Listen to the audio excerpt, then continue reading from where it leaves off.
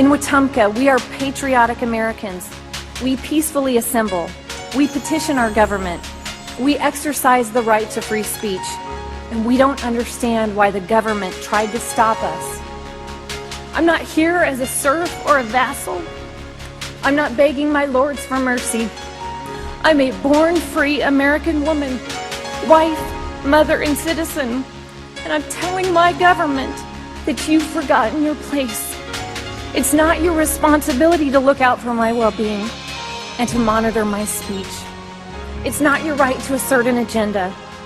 Your post, the post that you occupy, exists to preserve American liberty. You've sworn to perform that duty, and you have faltered. The abuses I will discuss today occurred on your watch, and it's your responsibility to make sure it doesn't happen again. What the government did to our little group in Wetumpka, Alabama is un-American. It isn't a matter of firing or arresting individuals.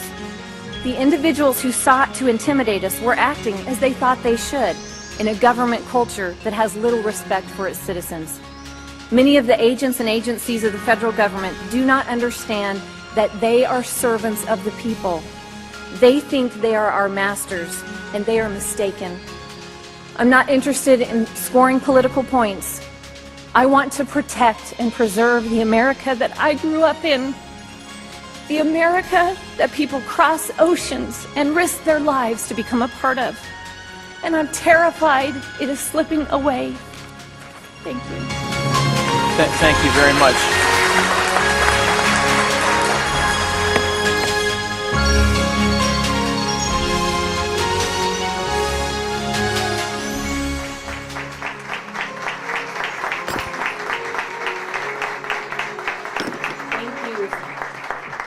Glad to be here today. I hope for the day I can watch that and still not get teary-eyed. You think I could handle that by now? Well, you probably wondered, maybe if you saw this, how someone from Alabama actually has all their teeth and wears shoes. Now you know the truth is I'm actually from Glenwood Springs. So. For those of you who didn't hear my testimony before Congress on June 4th, I'm just going to give you a quick background of what happened to us, and then, is that working? And then what happened since then and the lawsuit that we're involved in, and then I'll get into Common Core. The Wetumpka Tea Party started at the same time as the Summit Institute. Well, first big event was April 15th, 2009, and we protested at our local park. And, sorry about that. I thought it was kind of falling. So in 2010, we decided that we would go ahead and apply for a 501c4 tax-exempt status. We were collecting money. We wanted to be accountable to our members. We were afraid not to register with the government because we had a checking account, and so we thought it was the right thing to do to register with the IRS. So we sent in our application in October 2010, and 7 days later, our $850 application fee was cashed. You know, they're real quick about doing that. Then we received a letter about 2 weeks later saying that they had received our information, our application, and our money, and that within about 90 days we could expect to hear something. Well, we didn't hear anything for 459 days, so well over a year. Now, in the meantime, we had called them and said, hey, we just want to know if our application got lost. And they said, no, we're in the process of looking at it. So what happened was on that 459th day, it was election year, it was February 2012, I received an 8-page letter from the IRS explaining that they could not process our application until we filled out more questions about our organization. Well, some of these questions, actually almost 90 pieces of additional data they wanted on our organization, and they wanted things that were not constitutional for them to ask.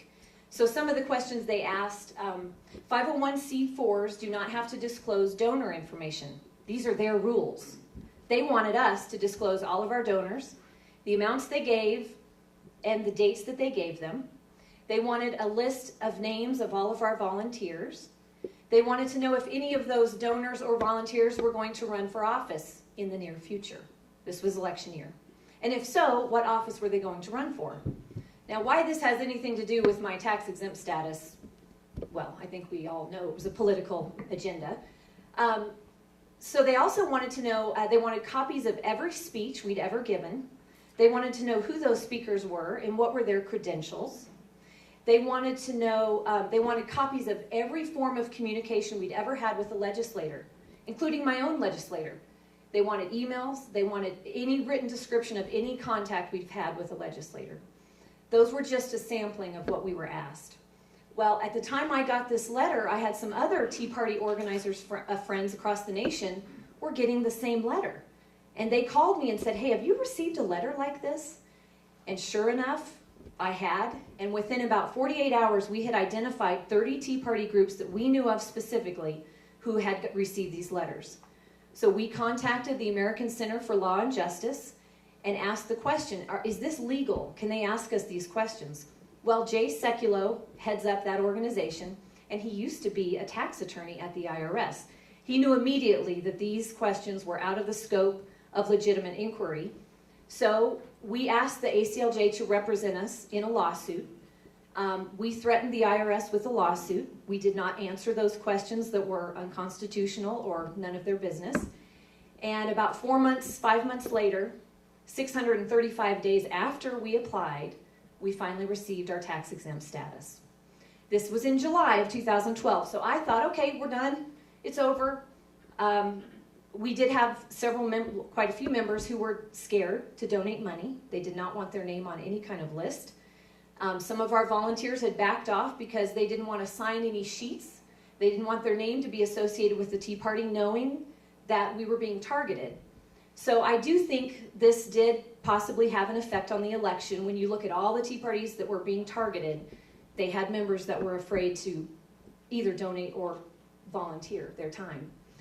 So I think it's all done, and I wake up on May 10th of this year, and I happen to read the Drudge Report, and there the IRS is apologizing for targeting conservative groups. And since that day, my life has changed. As you know, things have just been blown out. Every day we're finding out new things that are happening with the IRS. They first came out and told us it was 2 rogue agents in Cincinnati that started all the shenanigans. Well, we know now that at least 5 IRS offices, 2 in California, 1 in Cincinnati, 1 in Chicago, and the headquarters in Washington, D.C., were all involved. Over 90 IRS employees were involved, and they are interviewing those people right now. We don't know how high it is going, but on the end of May 29th, the ACLJ and represented 25 Tea Party groups, and we are suing the IRS. 3 weeks after that, they had to amend the lawsuit because they had so many new organizations calling in saying, wait, this happened to us. And so now the ACLJ has a new amended lawsuit, and they are representing 41 different organizations that are suing the IRS. So, yay. So that's where it stands now. One of the important things of why we're involved in this lawsuit is our attorneys can now investigate, can subpoena records, subpoena emails. I don't know about you, but the way things have been going, I'm a little leery of the Justice Department investigating the Justice Department, or the FBI investigating the IRS, or the IRS investigating themselves. I just don't have a whole lot of trust in that right now. So I think that this is going to be a good thing for us to really be able to get to the bottom of everything. You may have heard of the infamous Lois Lerner from the IRS. We did receive a letter from her. And this was after she said it had all stopped. There's no targeting going on. We did receive a letter from her after our original letter. And she said in her letter that if you want your application to be processed, you better answer those questions we sent you 3 weeks ago. And she didn't quite say it like that. I mean, it was sugar-coated. But that's basically what it said. So, but then she goes before Congress and says, oh, we stopped all that. We didn't have anything to do. Well, I have the paper with the signature on it. So that's basically the story of the IRS. Just in the last week, we have found out that 200, actually over 200 IRS employees who were hired with taxpayer money to do a certain job at the IRS are not doing that job. they're working full-time for the unions. So be happy that your taxpayer money is being well spent. We also learned something new yesterday, came out yesterday, that the IRS has accidentally released thousands of names and social security numbers for political organizations that are 527s. So I hope none of you are in that. But anyway, they released it onto the internet for all to see, including identity thieves. And so I think there's a lot more to this story as it goes on. Accidentally. It was accidentally. Well, a 527 is another political, it's kind of like a PAC, I think. Is that a good way to say it, Rick? Okay, yeah, it is a PAC. I am here, and they didn't say, the question was, were they, the 527s, conservative organizations? They didn't say that. But speaking of that, let me just address this real quick. The IRS came out a couple of weeks ago and said that, oh, by the way, we were targeting progressive groups as well. I'm sure all of you heard that. Well, none of them have come out, and when we went to testify before Congress, they had invited organization that had been targeted from the other side, and they couldn't find any. So just because a progressives group, their name possibly was on a list to be flagged, they were never sent to an office to be further inspected, and they were never sent the nasty letters that we were sent. So they want to make everyone feel good that they're being mean to everyone, but they can't prove that yet. So I think there's something to this. So I'm actually here today to talk to you about Common Core. How many of you have heard about Common Core? Oh, so okay, this is great. A lot of you know, but there are quite a few who maybe have never even heard of it.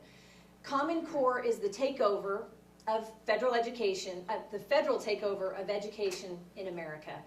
And it is a huge, huge, just trying to type a little bit more. If I get shorter as it goes down, you'll know why. I'll just take my heels off. That'd probably be a good idea. How's that? Yeah, I may be real low by the time it's over, but you'll still hear me. So, the majority of parents in America still have never even heard of Common Core. But I will let you know there is a groundswell that is just beginning, and we are in the early stages of Common Core. But as parents and educators and citizens are finding out what Common Core is all about, they are fighting back. This is a very extensive topic. You could speak for weeks on how deep this, even though it's fairly new to most people, it is already deeply embedded in our nation, and there is a lot to this. So tonight, I'm just going to try to whet your appetite so that I think you all are beginning to start the fight against Common Core in Colorado. So I'm going to share about the fight we've had in Alabama and hopefully be able to give you some suggestions and just kind of whet your appetite so you can start looking on your own and educating yourself. There are 4 points that I will briefly cover. Who developed Common Core? Are they any good? The cost of Common Core, and the aspects of data collection on our children. There's so much more to this, but these are some big concerns that I have just as a taxpayer, as a citizen, as a parent. So let's start with, what are the Common Core state standards? Am I getting low again? You got that look on your face. It's okay, it's exercise. Common Core is a set of K through 12, which is kindergarten through 12, standards that define what students must know and be able to do, and they're identical across all states in a consortium of standards. Right now, Common Core has just published 2 subjects, English Language Arts, which we call ELA, and math. Here's part of what you need to realize. They want to get the least controversial subjects out there that people aren't going to really have a problem with before they start messing around with social studies and revisionist history. So that's why we all think that they chose to do those 2 first. Now, you might think that having common standards throughout the country sounds like a good thing. And so if you move from California to Colorado or Alabama, you can just pick up right where you left off and you'll have the same books and you'll be learning the exact same thing. But that may be appealing to some. 46 states have adopted Common Core so far. These are the good states that haven't. Texas, Virginia, Arkansas, and Nebraska. You knew Texas had to be on that list, right? Well, tonight we're going to talk about why it may not be as good as it sounds and why it violates the U.S. Constitution and federal law. And as I'm going to show you, having national standards may not be so great because 25% of those states that have signed on are now looking to get out of Common Core. So that's good news for us. Let's talk about how they came to be and who developed them. In 2007, Bill and Melinda Gates Foundation and the Broad Foundation pledged $60 million to the development of uniform American standards. Then we had the stimulus bill in 2009.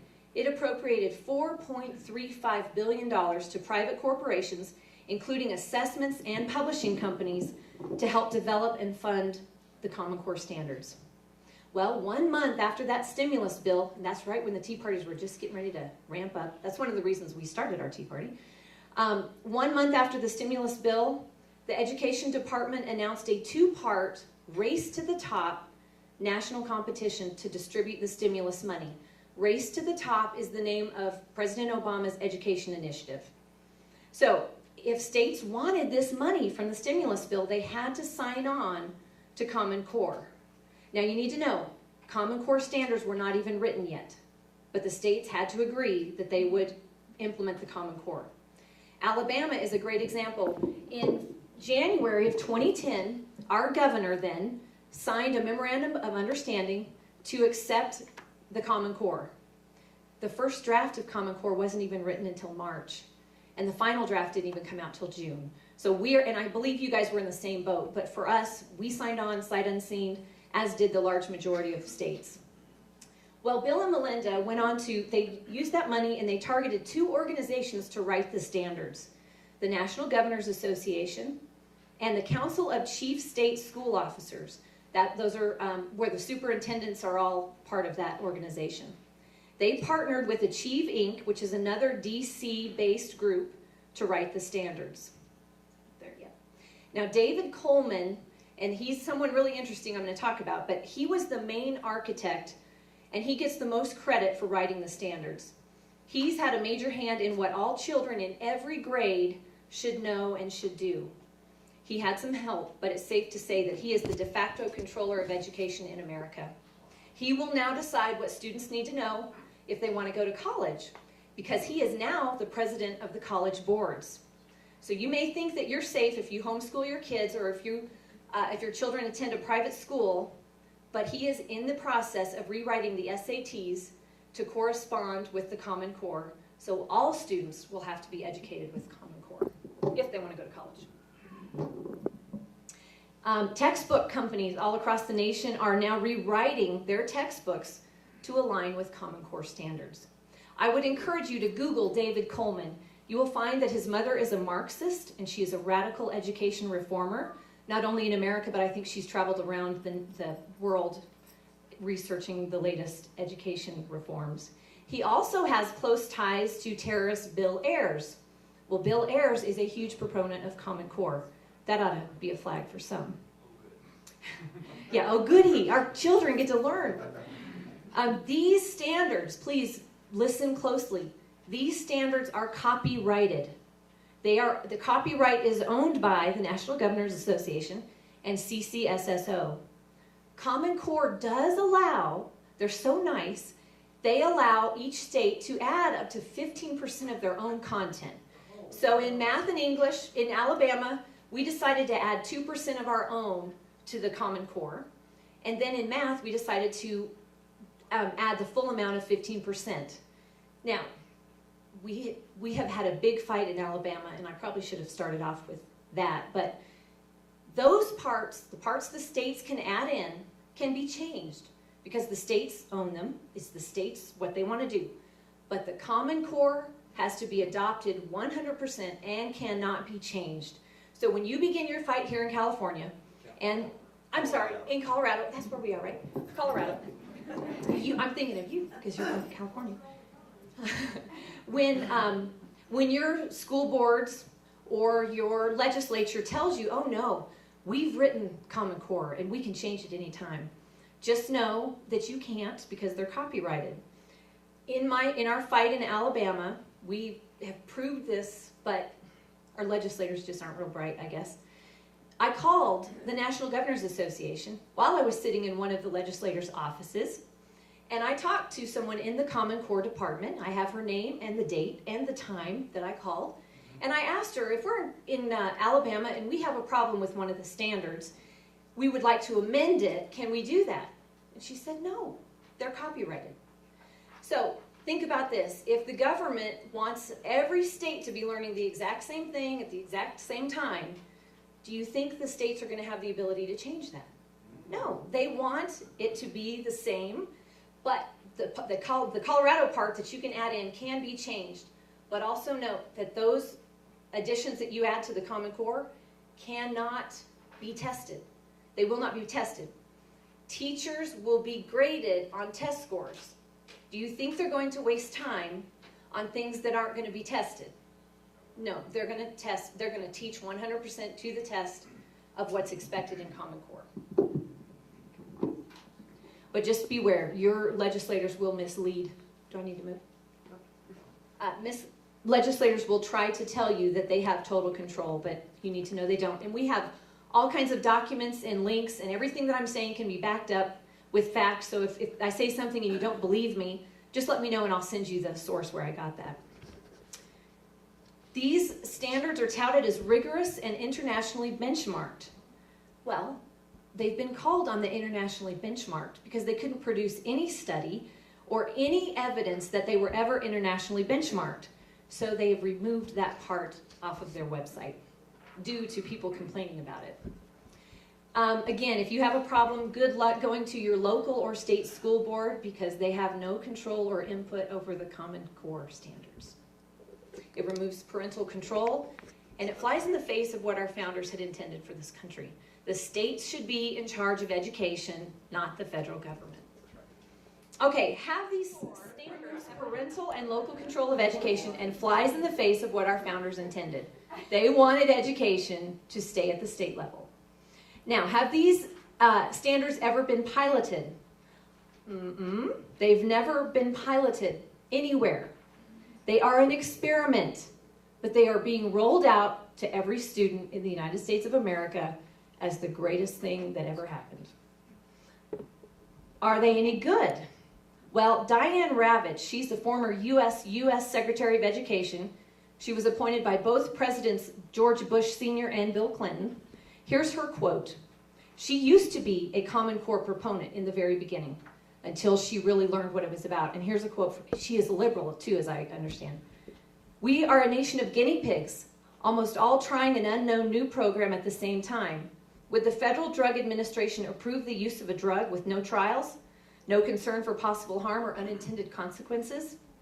Jane Robbins, a senior fellow for the American Principles Project, writes, Common Core has never been piloted. How can anyone say it's good for kids when it's not in place anywhere? In fact, the results are coming in, and they are just the opposite. A principal in the Midwest told Ravitch that his school piloted the Common Core assessments, and the failure rate rocketed upwards, especially among the students with the highest needs. There is no evidence that this curriculum works, and it will destroy innovation amongst the states. My stepdad is a former superintendent of Garfield County RE1. We were discussing at breakfast this morning, isn't it a good thing that all students everywhere are learning the exact same thing at the exact same time? And he looked at me and said, no, that's a horrible idea. So, I was so glad to hear that. Let's talk about, we're back to the are they any good? Many experts say that the standards are mediocre at best. So let's talk about the math standards. Alabama, this year, we implemented the math standards. In the fall of this year, we'll be implementing English language arts. Zev Werman, he is a mathematics validation committee member. He was a former senior advisor at the Office of Planning, Evaluation, and Policy Development in the U.S. Department of Education, would not sign off on the standards. He said they were completely out of sequence, they made no sense, and they were not good standards. Here are some examples of what is in the Common Core, or what is not in the Common Core standards.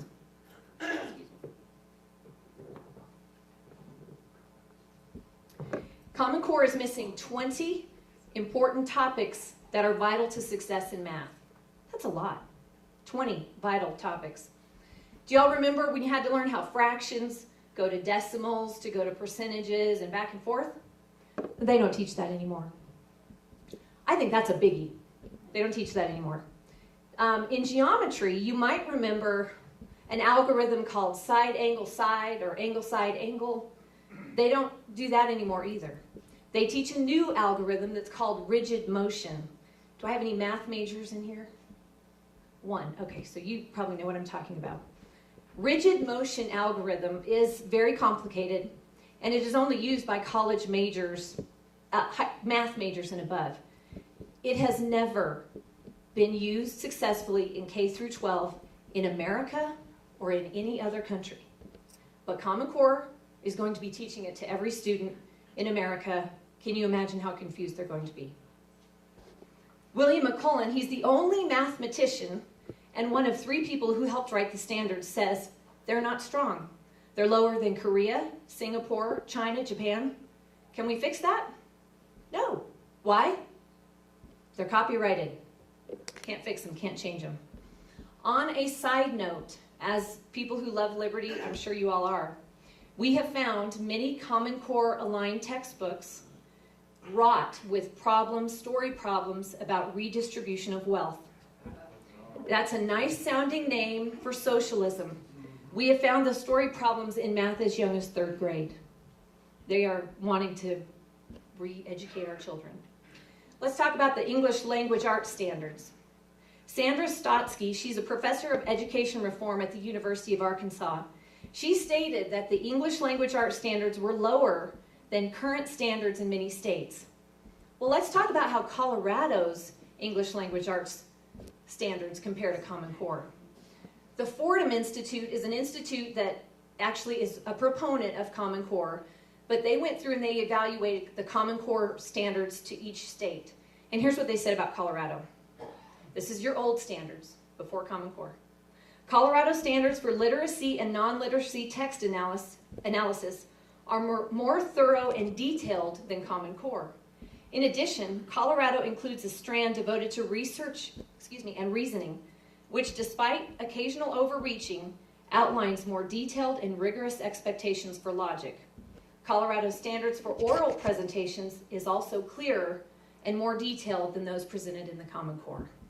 So I hate to tell you all, but you've thrown out your good English language arts standards, and you've taken a lower standard with Common Core. I would suggest when you're fighting in the battle, and some people may want you to offer suggestions. I would offer the suggestion of going back to your previous standards and then building on those and making those better. We have another great concern in English language arts, and that is that the Common Core curriculum replaces classic literature for government propaganda. 70% of the reading materials in grades 6 through 12 will consist of informational texts rather than classical literature. Now, classical literature is very important to teach critical thinking, using their imagination. Our founders were so big on being able to critically think and make judgments about things. Well, let me tell you some of the things your children, maybe grades 6 and 7, will be enjoying. The manuals by the Federal Reserve Bank in San Francisco. EPA's recommended levels of insulation. Invasive plant inventory by California's Invasive Plant Council. Or maybe it will be Obama's Executive Order 13423. These are just some of the suggested resources from Appendix B in the Common Core Manual. So these are real things. Now, besides being extremely boring, do you see that there might be a political agenda to some of these? It's doubtful that reading federal reports will teach students the habit of critical thinking and skepticism of government that the founders considered essential to maintaining a free republic. Okay, we have another issue, and that is costs. And I know all of you are taxpayers. Well, I hope so. Let's talk about the costs. Adopting Common Core brings a huge cost to the states for Common Core aligned textbooks, testing materials, new technology, and professional development. In February 2012, the Pioneer Institute did a cost analysis by state, and they have estimated that the cost for just implementing Common Core would cost America $16 billion. This isn't just for all of education, this is just to implement Common Core. Our state did not receive a cost analysis of implementing Common Core. Our state school board did not produce any cost analysis. Our legislature and taxpayers are still in the dark about the costs. The Pioneer Institute looked at Alabama and they suggested it would cost $280 million just to implement Common Core. I don't know about y'all, but we have a hard time paying for a lot of things in Alabama, and we cannot afford $280 million. The Common Core in Alabama, our little task force, and I just want to brag on them for a minute. Alabama has a terrific grassroots task force to stop Common Core. These, mostly women, there are a couple men on the task force, are scouring the internet every day, and they're watching for what's coming up with Common Core. Well, we knew from that Pioneer Institute study it was going to cost us a lot of money. Our school board superintendent said, oh, it's not going to cost us hardly anything. Well, we knew that was wrong, so we started digging around. We went to our legislative fiscal office, and we found that our Department of Education was illegally reappropriating funds from our highly successful Alabama Reading Initiative program and now being used to teach teachers how to implement the Common Core. The legislature instituted this great program, and they allocate the money, and they had no idea that the school board was redirecting this money until we brought it to their attention. We didn't like it. We told them we wanted it changed. We wrote legislation to stop that. They said, okay, great, we're going to do that. We're going to stop it. Then they took our legislation and they gave it to the school board. The school board changed a few words. We told them. We saw the changes and we said, this isn't going to work. You can't change it like this. I am just a mother, okay? And I know that things aren't going to work, and these legislators, I'm sorry.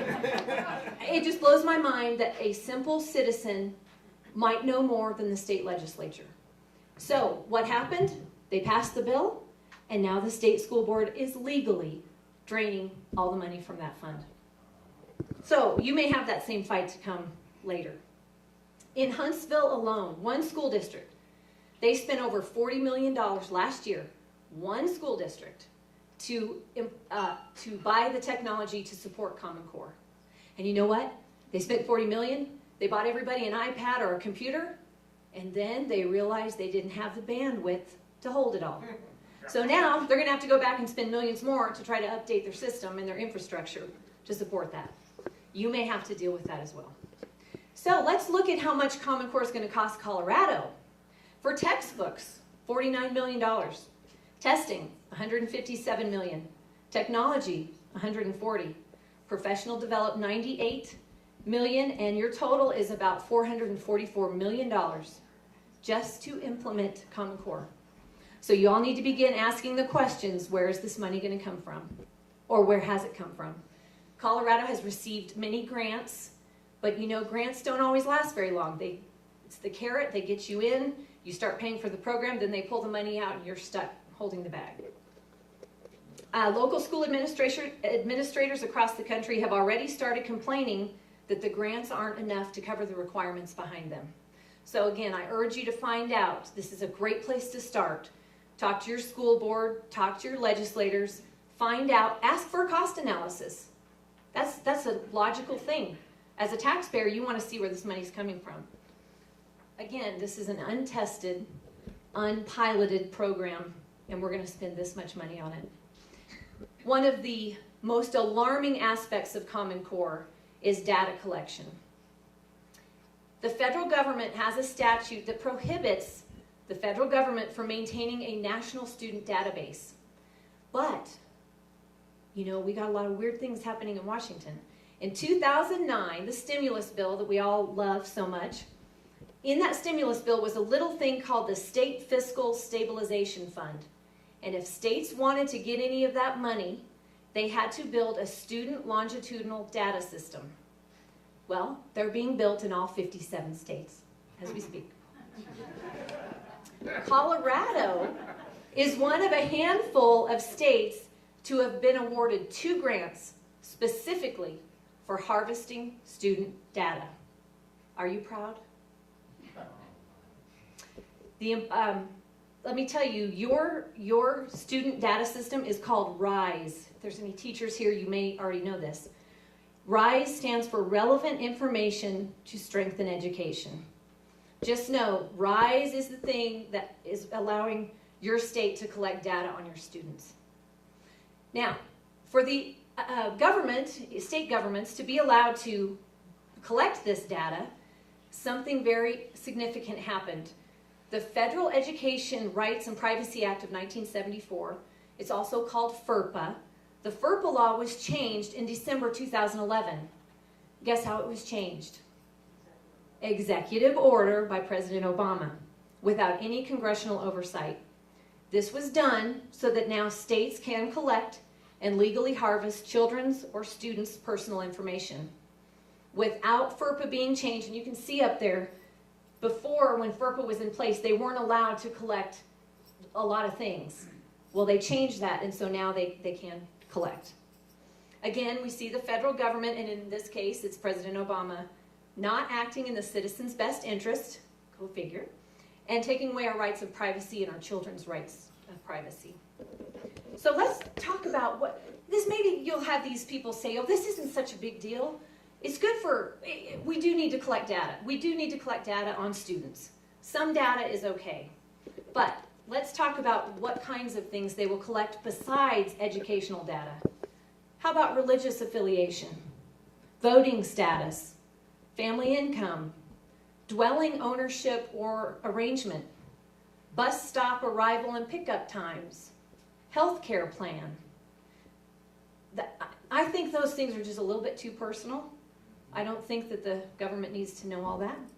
Here are some points listed on the Colorado Department of Education website in regards to RISE. Quote, we capture important information about every student and educator in Colorado. For students, this might be educational history, including early educational background, learning strengths and areas needing more attention, test scores, grades, achievements, and more. As a citizen, I would demand to know, what does and more mean? Does it mean religious affiliation, voting status? Since this FERPA law was changed, they can now give this information to other government agencies. So they could give it to the IRS.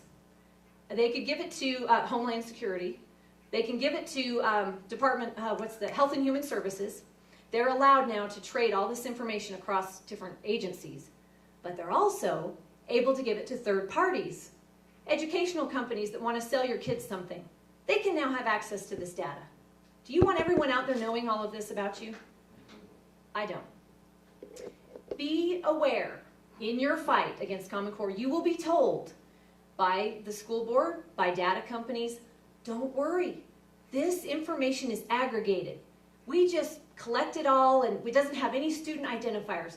We don't put names on there. No one will ever know who your child is. Well, let me just give you a quick synopsis. There was a magazine article from Wired magazine where they were able to take just regular data out in public. They were able to take the 1990 census and use 3 points of data: zip code, birth date, and whether you were male or female. With those 3 points of data, they could identify 85% of the American population. They would know who your name was just by those three things. They could figure out who you were, what your name was. Well, that's only 3 points of data.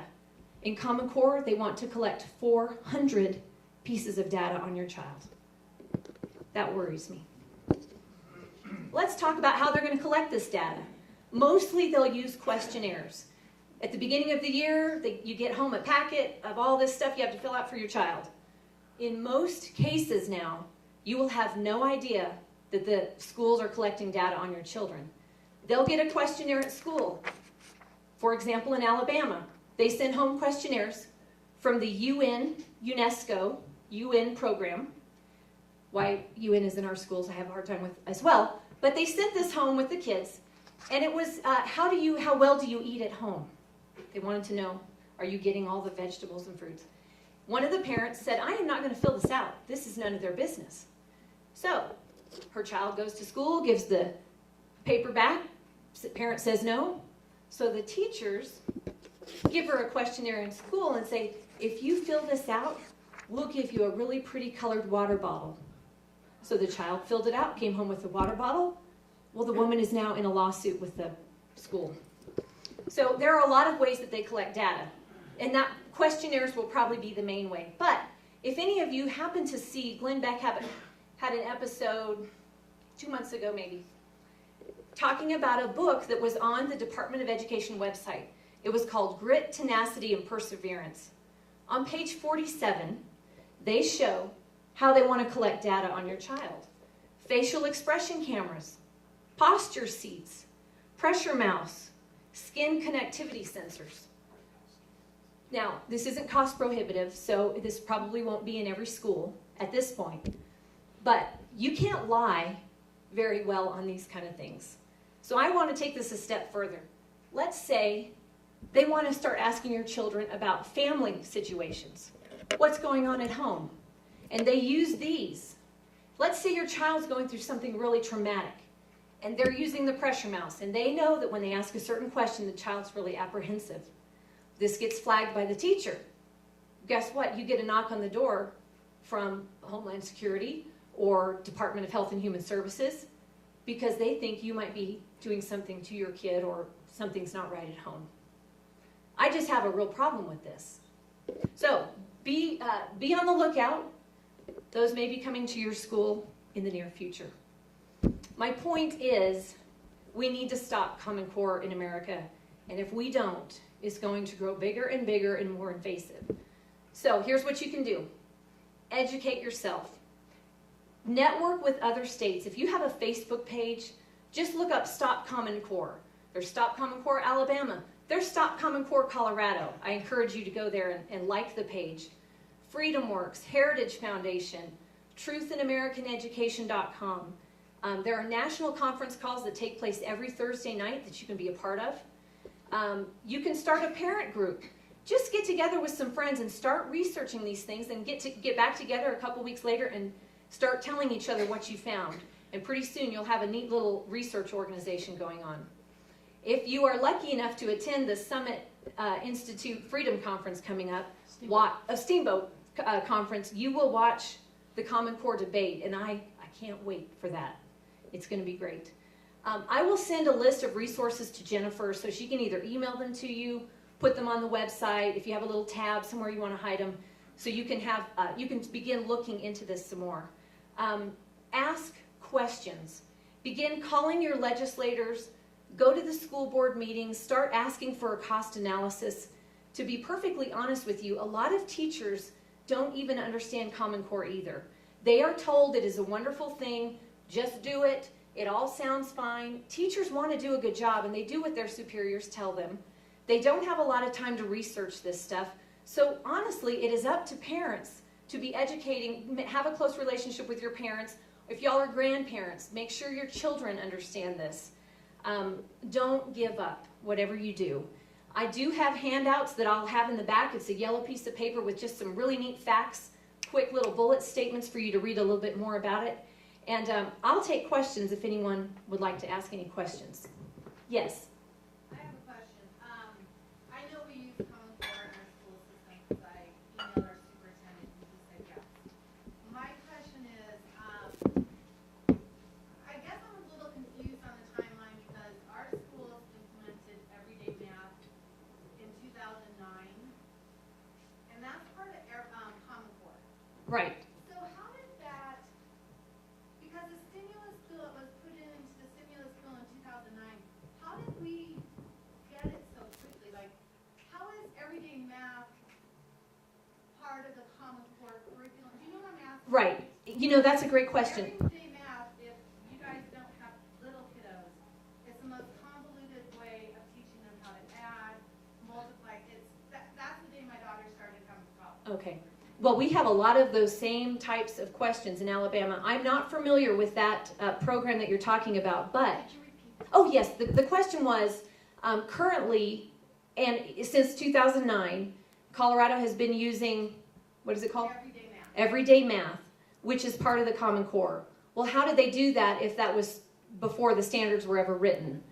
Well, the idea of having national standards is decades old, and they've actually been working on this for a long time. It probably wasn't called Common Core when it was implemented, and it was just, it could have been just a little thing they threw out there to test. I don't know. I'll have to get back to you on that.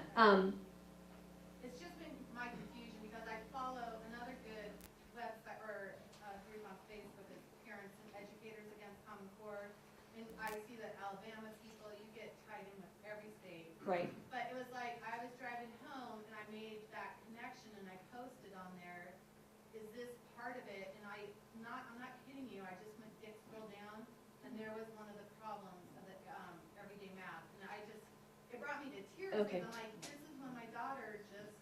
Well, a lot of children are having trouble in math, especially in the early grades. The way they're teaching kids how to do it, you know how when you had double-digit numbers and you were going to add, you would add the ones column first and carry, and then they don't do that anymore. They have you group numbers, and it's such a long, totally complicated process. They don't do a whole lot of memorization either. They don't do a lot of memorization of facts, and to me that's just common sense. I guess they just want to dumb us down to as much as they can. But Becky, can I say something? yes. Real quick? I just watched a video today. Come where- over here so Oh. they can get you on the tape, DVD, whatever it is. Hey, how are you? I just watched a video today that you can find online, and it was the exact thing you're talking about with math. And a teacher, she videotaped one of her students doing a math problem. It was a 5-digit plus, I believe, a 3-digit math problem. And when it was all said and done, it was 15 minutes until this girl finished the problem. And then she said, well, this is the way they're teaching us in school, but I also have this other way of doing it. And 1 minute later, she had done the math. Ironically, the right answer was in the 1 minute way of doing the math. The wrong answer was the 15-minute way of doing the math. It's very, very scary to watch. Sorry. Yeah, let me go to another question here in just you in the back there. Yes, well, kind of to answer your question and to go a little bit further into this, my brother, who is one of the foremost educators in Singapore math, this is what this math is being fashioned around. It's a dumbed down version of Singapore math, which is in the world the most successful way of learning mathematics and critical thinking skills. What you just described, what your husband just described, is what Singapore math is all about. There are many, many ways to get the right answer, and it is a critical thinking process. That's Well, what they're trying to teach. However, the problem is they have not taught teachers how to teach this. So what we've got are frustrated students and teachers Okay. who are totally frustrated. Okay, so she was saying that this is the dumbed down version of Singapore math. Oh, hang on just a second. But one thing you need to, and she's saying they're doing this because they want to develop critical thinking. I think we're all about critical thinking. But when you deal with math, you start with the lowest building blocks.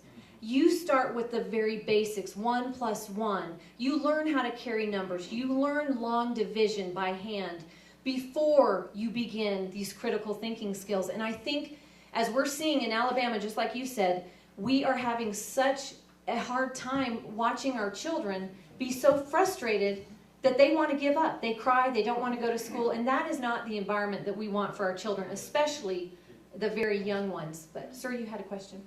Yes, we have a small group locally that has looked into it. We came very quickly to the same conclusions that you have.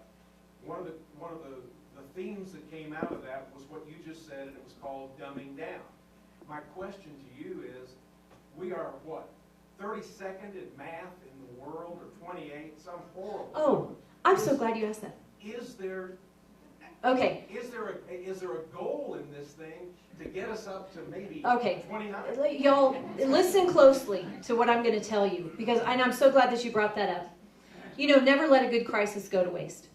You need to understand, we are not comparing apples to apples when we compare American education to foreign countries. Let me tell you what happens. When a country does their test scores, they take the top 10% of their students and they test them and they report those scores. America takes disabled all the way through advanced placement, averages those out, and we get our scores. And then they compare us to other countries who are only doing the top 10%. So keep that in mind. When you compare American scores to foreign countries, you are oftentimes, most always, not comparing apples to apples, but they need it to be that way. They need to make America the horrible education so that they can change it. So keep that in mind. Yes, ma'am. Are charter schools subject to Oh, I'm so glad you asked that. Yes. As I said, David Coleman is now rewriting the SATs for college entrance exams. So yes, Common Core will be implemented. Now, whether a private school still has the choice, but what we're finding is that the textbook manufacturers are aligning all of their books to the Common Core standards. So it will be very difficult to find textbooks that aren't Common Core related, but then your students are going to want to go on to college, and they need to know about those EPA standards and those executive orders. And if they're not getting those, then they may have a harder time getting into college. I'm sorry, I forgot to repeat that question. Hopefully it came out in the answer. Wait, I'm sorry. Let me answer some of these new questions back here. In the very back there. Colorado has a program called CSAT that tests our students periodically. Will this be eliminated and replaced by the Common Core testing, and when will the Common Core testing program start? The question was, what is your CSAT? Will TCAP, sorry, will TCAP be replaced by the Common Core tests, assessments, basically? Well, that's a great question. Most likely, yes. All across the nation, the Common Core assessments are coming online in 2014 to 2015. So we have about another year. They're in the process of rewriting all assessments. That's a great question to ask your school board or your Department of Education. I personally don't know, but I would definitely think yes, but I don't know for sure. Anybody else? Yes, sir.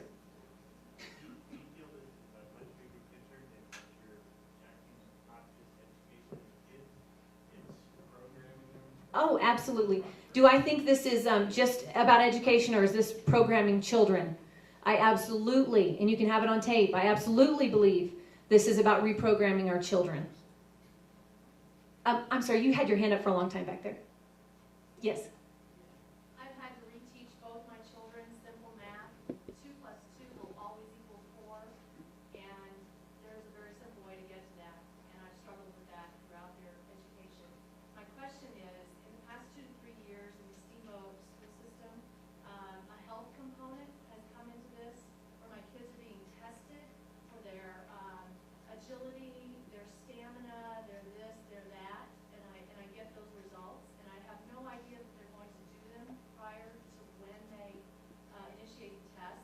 So is that a part of Common Core, or is that something totally different? The question was, in Steamboat Springs, you're seeing a lot more tests, health type tests, like on agility, those kinds of things, and parents, again, aren't being told ahead of time that these tests are taking place. There is a component of Common Core that has to do with health. It hasn't actually officially, right now we just have English language arts and math standards. So officially, no, I don't think so, but we are finding that as part of the questionnaires, they really want to know our kids. So I think so, but that's another great question to ask your Department of Education. How are we doing on time? Okay.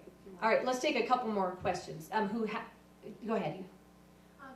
In the English language arts block of Common Core, my recollection was that when she got to the middle school block, it was about 70% of various readings and about 30% literature. Correct. And my recollection was in that 30% that they laid out, there were only certain allowable books that were allowed in in various blocks for various group ages. And my recollection was that within the middle school block of literature that was allowed, which is not a very long list because I looked at it, some of the books that were allowed had really questionable topics. Would you Yes. elaborate on that a little bit? There is a book, it's put out by Common Core. It is called Appendix B. It is in all the Common Core literature. Appendix B has the recommended reading for every grade, and that's where we pulled out some of these examples. And yes, the question was, in the before junior high, the recommended reading suggestions are often questionable on what they're teaching the children. Yes, that is true, but at this point, see, they're not going to take total control right now. They aren't dictating every book that has to be read at this point. They are suggesting right now. So teachers can still use, if they don't like a Common Core book, they could replace it with another book at this point. We found literature, and let me tell you, it was highly explicit language and themes. There's a book you can Google called Time with Butterflies. It is highly sexual. It is recommended for 9th graders. I read a book out loud. I read one of the pages from one of our recommended reading books in Alabama. It was a Common Core recommended book. It had F words, and when I read it out loud to the legislature. It was a play. And so I read one page of it, and I didn't sugarcoat it. I didn't say the F word. I really said the F word, and the SOB, and it was horrible. They thought little old me, so nice and prim and proper. They were just shocked that those words were coming out of my mouth. And I said, is this what you want we're in the Bible Belt too. Is this what you want your 9th grader to come home reading? Yes. Back to the question, are they reprogramming our children? Absolutely. The recommended reading also, when you go to the history recommended reading, you will find many selections that are very anti-America. The Constitution is a living document. Well, those of us that know anything about history, we know it's not a living document. It is just really, it is a big can of worms that is on the cusp of opening. Thank you for coming. I really appreciate you putting the fire in our belly here in County. My question to you as a mom, I think you have younger children than I do. What are you doing to deal with this every day with your children in your school right now, aside from all the legislative stuff? Well, let me tell you, we graduated our daughter a year ago. She's heading off to college. So personally, I am not dealing with this as a parent. But I have never been so involved in education in my life. Let me just tell you, I have a background in education. I went to school in Greeley. I graduated from UNC with a bachelor's in elementary education. I always wanted to be a teacher since I was 6 years old. Played school all the time. Well, I had my first teaching job in Guam. We were in the military. So excited. Had all my little letters to put on the wall and all my little posters and all my pencils. And I quit after 3 days. I just didn't realize I don't like kids. So